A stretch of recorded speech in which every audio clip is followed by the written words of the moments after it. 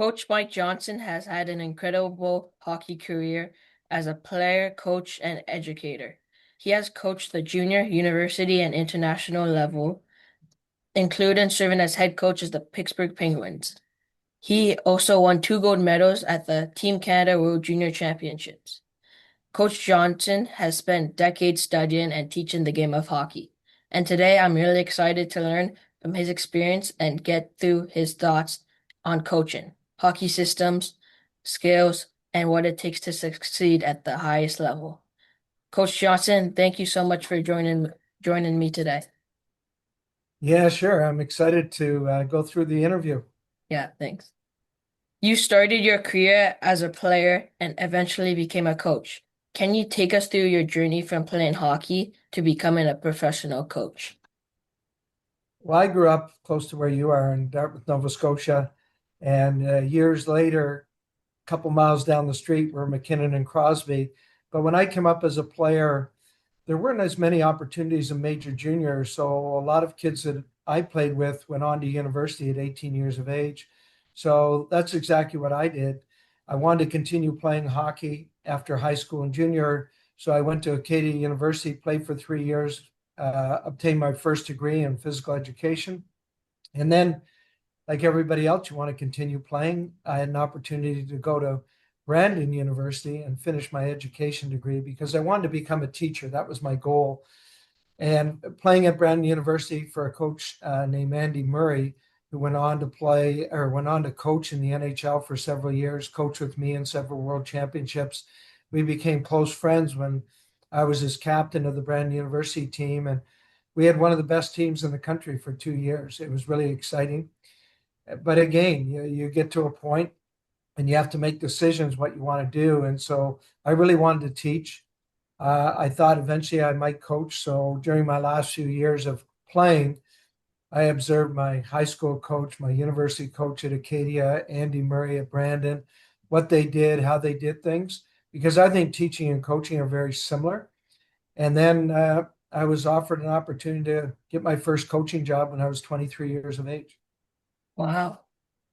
For young coaches who hope to eventually coach at the professional level, what do you think are the most important steps they should take early in their career? That's an interesting question because I get asked that a lot now that I'm older. I get asked by younger guys, what can I do to become a career coach? And I think the path is pretty clear for me. It's, I advise everybody, take whatever team you have the ability to coach at. So it could be a Bantam team, it could be a midget team, it could be U18, it could be a junior B team, and run that program for 5 years. So establish yourself as a coach, establish what you believe in, what works, what doesn't work. And I really think if you start as a head coach like I did, it's a little bit better than being an assistant coach from the perspective that you get to really know what works and what doesn't. Because as a head coach, you make the final decision. So you make a decision or you decide to coach a player in a certain way and you find out, oh, that works, that doesn't work. Maybe I should have tried this, maybe I should have tried that. So my advice to a lot of young coaches is coach a team. It doesn't matter what level. Don't get anxious and think, well, I want to coach at the highest level. So you race up the ladder to coach at a higher level. Get the skills that you need to. Make sure that people look at you and they say, oh, Mike Johnston, he ran this program. He's that style of coach. He has a reputation for this. So establish a template of how you coach and what you believe in and what you're about. And I think it takes 5 years. And then my second recommendation would be get involved in provincial programs. I was lucky as a young guy, I got involved in the Alberta Amateur Hockey Association, working with the U16, U17 programs, and had the opportunity to coach with Ken Hitchcock, Dave King, Claire Drake, some of the George Kingston, some of the great coaches that became really good NHL coaches. And I was able to work with them at these provincial camps. And you're working with elite athletes. Yeah. You won 2 gold medals at the World Junior Championships with Canada. What are some of your favorite memories from those tournaments, and what made those teams so successful? Well, at that time, I was coaching at the University of New Brunswick. So I was the head coach of the University of New Brunswick team. And 2 years previous to my first World Junior, Dave King offered me an opportunity to coach Team Canada at the Spengler Cup because he was taking the hockey or the national team program to the Izvestia tournament in Russia. He needed somebody to coach in the Spengler Cup. So in 93, I coached 1993, I coached in the Spengler Cup. We won the Spengler Cup. 2 years later, I was offered my first opportunity to be an assistant coach on the World Junior team in the Czech Republic. We went on to win gold in the Czech Republic. And then the following year, we were in Red Deer in Edmonton for the World Junior, and I was an assistant coach with Don Hay. For me, those those two experiences provided me with opportunity to coach on the biggest stage. Biggest stage in the world is the World Junior Tournament for a short-term event, and coach some of Canada's best players, which was really exciting for me. Learn from those good players what they needed when you're coaching them. So I think it did a couple of things. One, it gave me confidence to coach the best players in the world. Second, it gave me an experience of winning on the big stage, which was invaluable. And I think it really launched my career into Hockey Canada. 2 years later, I was hired by Hockey Canada full time. And then from the Olympics in 98 into the Vancouver Canucks, I think those World Junior experiences really laid a foundation for me. Yeah. Are there any coaching clinics, courses, or books or mentors that you would recommend to young coaches who want to improve their knowledge of the game? Well, when you talk about mentors, for me, when I got my first coaching job, I was 23 years of age. I was offered an opportunity to coach at Camrose Lutheran College, which is Augustana University today in Alberta. And they wanted me to live in residence. They wanted me to teach. So I could do both of those for sure. But I had just finished playing and they wanted me to coach the college team. The college players at that school at that time were between the ages of 18 and 22, and I was 23. So it was a big challenge. So what I did right away is I reached out to Claire Drake and Billy Moores at the University of Alberta, and I talked to them about would there be an opportunity for me to come in and observe their practices, to watch how they coach, to ask some questions. So they became my mentors. And then I was fortunate enough that at the college I was at, we bought our equipment from United Cycle in Edmonton. And the guy who ran United Cycle in those days was Ken Hitchcock. And Ken Hitchcock obviously went on to become a great NHL coach. So I had the opportunity, as I was purchasing equipment, to communicate with Ken Hitchcock because he was coaching a midget team in Edmonton at that time. So I really realized early the value of good mentors. Dave King, Andy Murray, Claire Drake, George Kingston at the University of Calgary, where I took my master's degree. They all became a foundation and a resource for me to bounce questions off of, which every young coach needs, to ask how to solve program or problems, which every coach needs, and to really develop an identity for myself by picking and choosing qualities that each of those guys had. Yeah. Okay. How did you develop your coaching philosophy, and how has your philosophy changed throughout your career? Well, I think every coach has a style. And my style from day one, for whatever reason, was I wanted teams that played with pace, teams that made plays, teams that hockey sense was an important quality of all the players. So compete hockey sense for me have always been the foundation of my teams. So I think every coach has a style. Sometimes coaches get asked, do you wait to see what type of players you get at the beginning of the season to figure out a plan for what type of team you're going to be? And I always say, no, I don't believe that's the right way to go. I believe you have a foundation as a coach, you have a style as a coach. Find the players that suit your style or coach the players to play with the style you want to play with. So that's my foundation as a coach. My belief in the way we want to play, the way we want to train, how we want to act, how we want to behave was really developed in those first few years in Camrose. And I would say after my 5 years there, when I moved on to go to the University of Calgary and take my master's degree, I had a strong belief in what I valued in players, what I valued in the culture of a program, all based on working through it in those first few years. What do you think separates a good coach from a great coach? Well, I don't know if anybody becomes a great coach instantly. So for me, I really value learning all the time. So I'm always looking at different coaches and what they do. If I have an opportunity to go watch a practice, and I'm a big football guy too. I like football. It probably would have been the sport I would have jumped into. My dad coached football when I was growing up in Dartmouth, both high school football and I believe that you can learn from other sports. I believe as a coach, you should be going to coaching clinics every summer. And maybe sometimes I present at a coaching clinic, but I'll sit there and I'll watch every presentation. And I'll try and take one or two things from each presentation that'll make me a better coach. So continually learning, continually looking for opportunities to grow, connecting with people, making sure you reach out to mentors. I think all of those qualities help you become a better coach than you were the day before. I wouldn't necessarily say a great coach. Okay. When you take over a new team, what are the first things you try to look for and try to establish with the hockey players? I think anytime you take over a new team, and I've done it several times in my career, you want to establish, and I know the phrase is often used, culture. What is culture? Culture is everything you do, both on and off the ice. So, what I look at with the new team is I look at what's the environment and how do we want to script that environment. So, take example here in Portland.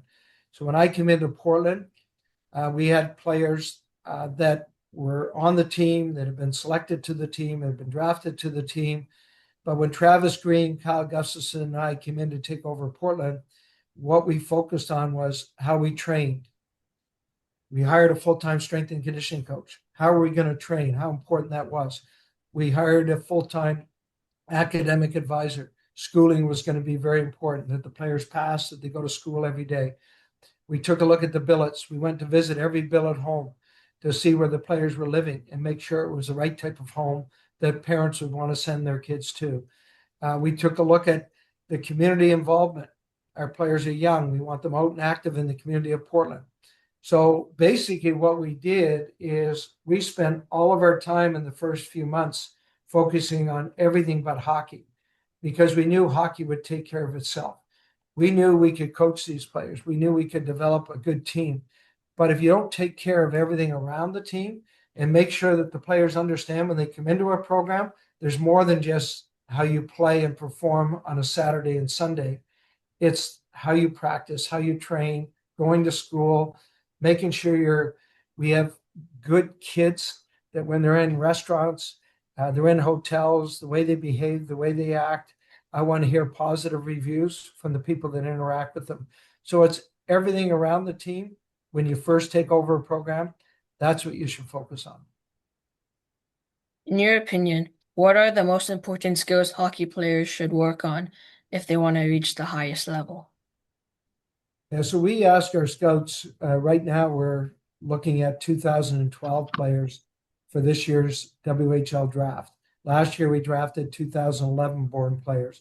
So when our scouts go out, and we have scouts in Western Canada, throughout the US, we ask them to look at four things: skating, skill, compete, and hockey sense.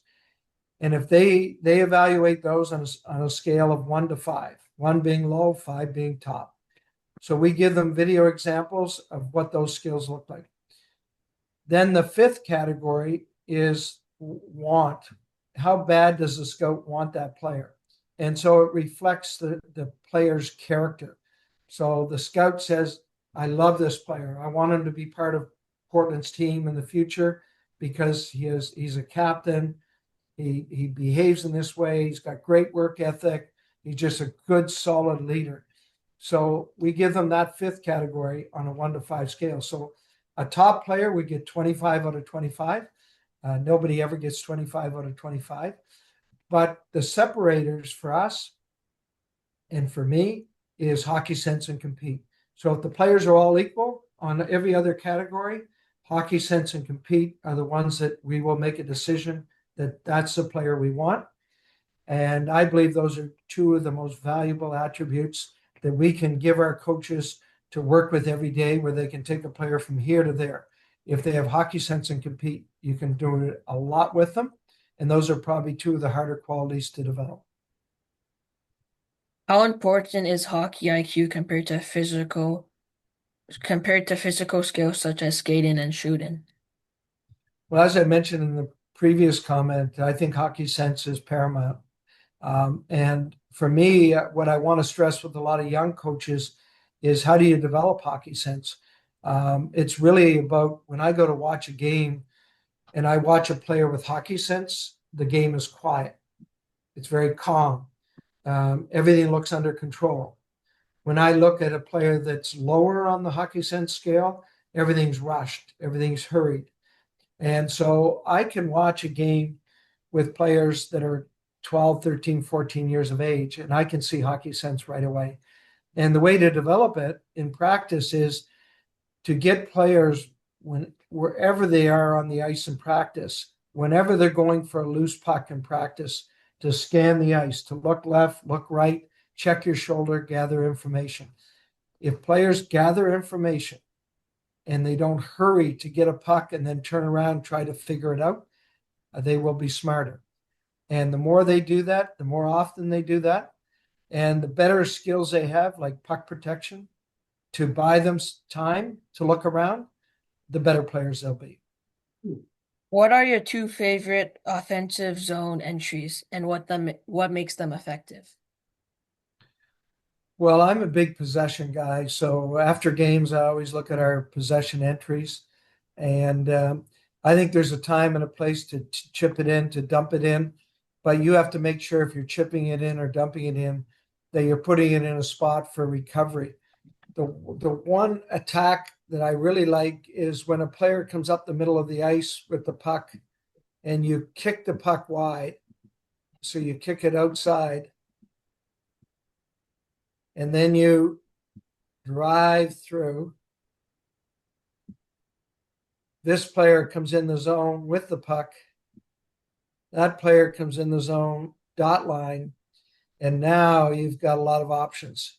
And certainly we'd like our defense or our forward to be the fourth guy in the attack right in here.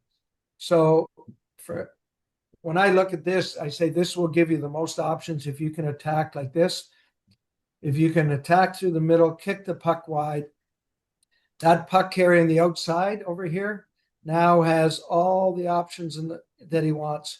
Okay, he can pass to the driver. He can pass wide. He can shoot on goal, create a spray. He can pass to the late guy. He can cut off the drive. The one thing I would emphasize is, when you drive through on the attack, that you stay available. You just don't drive through blind. You get available for the puck. You get available to go to the net. You get available if there's a pass across the ice and back. So you're available all the time. Once your team is established in the offensive zone, do you prefer creating offense through low cycles and puck movements down low, or generating offense from the blue line with high rolls? Yeah, so what I would like to see when we're in the offensive zone, so say if this is a forward in the corner with the puck, I'd like to have a forward right here ready to receive a pass in the slot. I'd like to have a forward here at the net. Okay. So this is just a starting point. So the puck's in the corner. I'd like to have a D right here, and I'd like to have a D right here. Okay, it looks fairly traditional. But the thing I'm not fond of is coming up the boards with the puck and cycling it back in the corner for no reason. So this puck carrier here has a lot of options. But once he gets possession and starts to move with the puck, what I'd really like to see is this defense get active. So this defenseman can slide in. That defenseman can slide over. This defenseman could slide in. That defenseman could slide over. This defenseman could come down the boards and provide support for the forward and allow the forward to roll over top. There's lots of options. But once you gain possession, I'm a big believer your defense have to activate. They need to move. Why do they need to move? Because you create confusion. So as a defensive team, if you are stationary, like I showed the diagram at the beginning, then it's really easy to cover them. Once you start to move with the puck, once you start to move off the puck, but I would emphasize you don't want to lose a slot forward that you can always pass to. You don't want to lose a net forward, but you do want your defense moving and activating. It shouldn't be random. You should have rules for your defense. When you jump in, you don't hang out, you get back. Okay. If you're an option, slide till you continue to be an option and then again and get back out. One defenseman move, the other defenseman stay along the line. The most dangerous thing in the offensive zone is if you can get this forward to roll over top with the puck, and then you create massive confusion from the other team.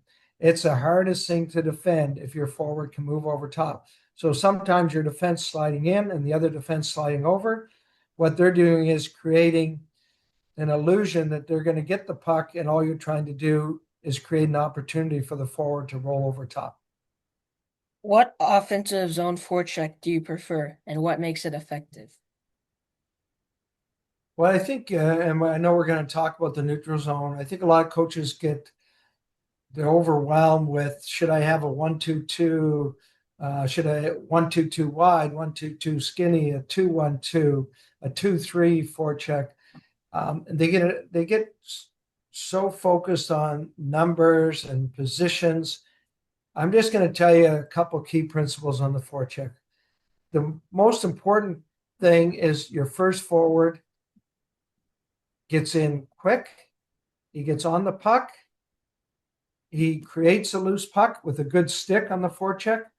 If you're in a league that hits, then you're finishing your check, but don't have your stick in the glass, have your stick on the ice, create a loose puck. So you need to take an angle.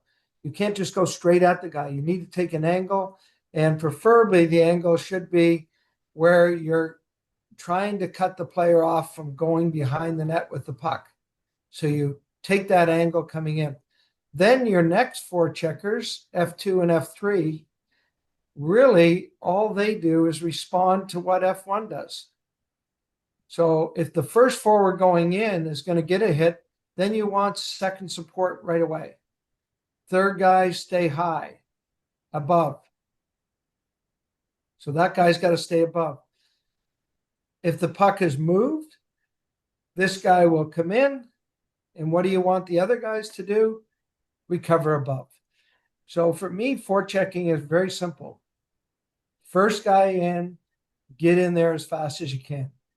Have a good stick to disrupt the puck. You want to create a loose puck. Finish your check at levels where you're checking. The second guy, get in quick to support if there's going to be a hit or a loose puck right away. Get there before their guy gets there, their second guy. And then your F3, stay above and react to where pucks are. Don't get lost coming down early, and then one pass beats two or three guys. You're going to be in trouble. And then as a coach, you have to decide what you want to do with your defense.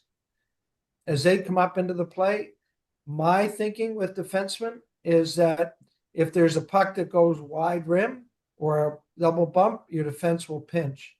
If there's a puck that goes strong side up this way, then your defense stays and your forwards take that pass away. What neutral zone forecheck or system do you believe works the best, and why? Yeah, this has been a long debate with our coaching staff over the years, because originally when I came to Portland, I didn't want players focused on a neutral zone forecheck. I wanted them to play with tempo, speed. I didn't want them, when the other team gets a puck, just to sit back in a 1-2-2 and not move their feet. My philosophy is pressure, get up on people, get after people. So usually a neutral zone forecheck starts when the other team's defense goes back for a puck in the neutral zone, and then you're coming out and you have to decide how are you going to force them. And my thinking is still get up on that defense right away. If the defenseman that's going for the puck has full control of the puck as you come out to forecheck them, then you should sit back in a 1-2-2, a 2-3, but you've got to make that determination really quick. Can you pressure? Can you get up? Can you force them to make a rush play? Or are you going to sit back and take away options between the blue lines and really condense the play between the blue lines and try and create a turnover? I just don't like teams getting into a neutral zone forecheck too quickly because I believe it leads to slow play.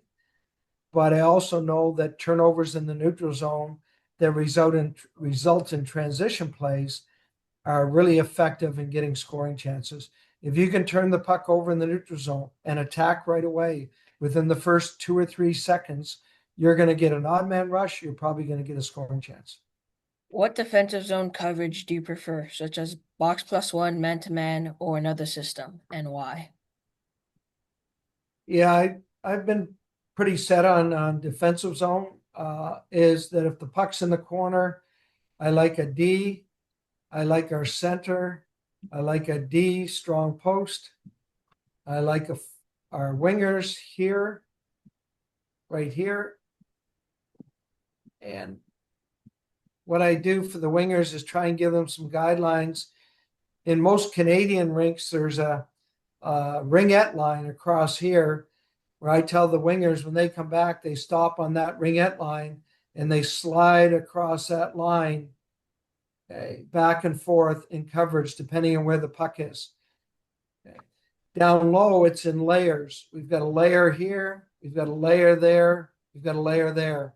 So the layer in the corner is quick pressure. Get on the guy, seal him, stop the play. The center, and it could be any forward. I like the centers because the centers in our system are a little bit better defensively than the wingers. The wingers are a little bit better offensively. So I like the center in that layer. So the center, if the D closes quick, the center's right behind him and seals that layer. So nobody comes off the boards. The defenseman at the net plays just inside or just outside the strong post and is available in that layer for breakout plays, backside, inside plays, or to jump up if the rush or if the breakout continues up the boards. The wingers, if the puck moves up the boards, seal the boards and they seal inside if you're the strong side. Don't let the player roll over top. Don't let him roll to the inside. The player on the inside winger, he covers any player they would have in the slot. Then when the puck goes to the point, if the other team passes to the point, we play man on man. The two wingers blitz their points.